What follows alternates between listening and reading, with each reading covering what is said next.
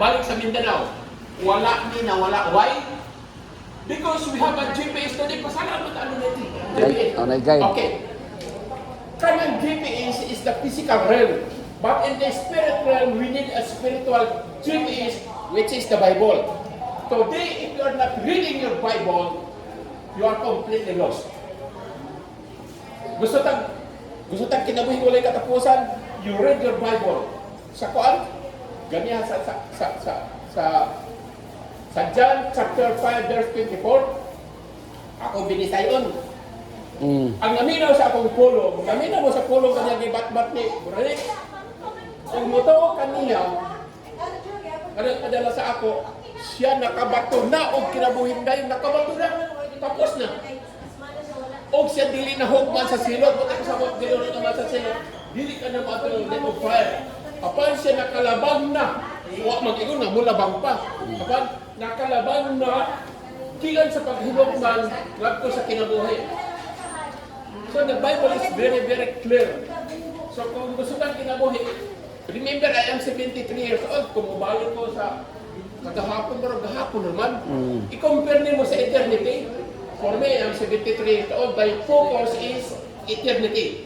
Because life is too short din sa kalibutan.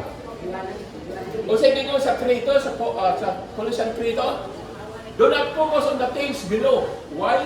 The things below is temporal. But focus on the things above, because the things above is eternal. Now your choice. Things below or things above? Above. So, things above. our guideline sa kinabuhi is the Word of God.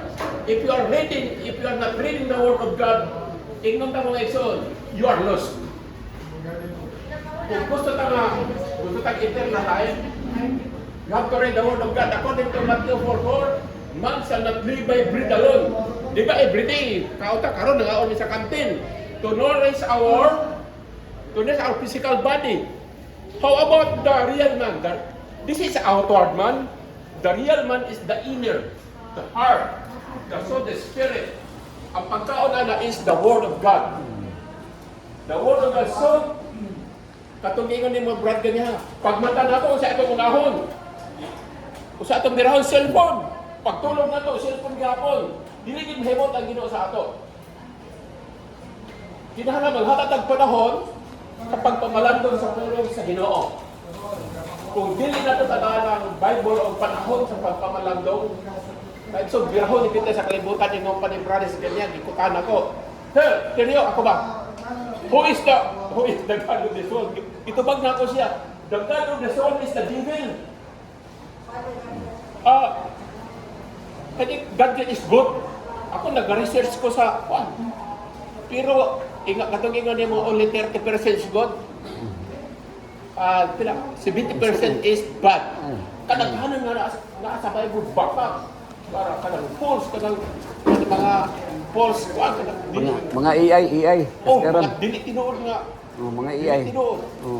Okay? Hibalo may igsoon nag-ingon ang Mateo sa 34, pagbantay mo nga dili mo malimbungan. Mangutan sa inyo na igsoon, kinsa kasagaran ng malimbungan, kanang dali ng malimbungan. Kaya mo tubag wala. Pero si Bradex ang mutubag ani. Ang kasagaran malimbungan kanang wala diri. Kung saan na ito pagkataon, how to acquire knowledge. To acquire knowledge is to study.